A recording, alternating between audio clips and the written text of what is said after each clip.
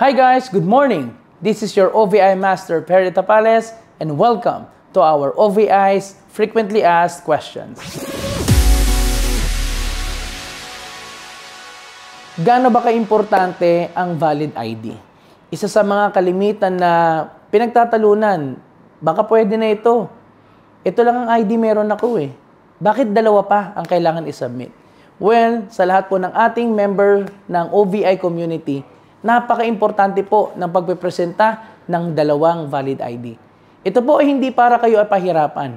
Ito po ay hindi para kayo ay bigyan ng sakit ng ulo. Ito po ay para maproteksyonan ang inyong sarili sa mga fraud at sa mga identity theft na tinatawag.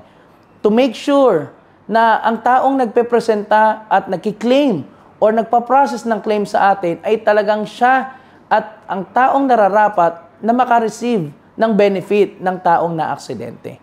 Kaya po, sa lahat ng mga kasama natin na nanonood, just look at this. Ito po ang mga valid IDs na nire-recognize dito sa buong Pilipinas.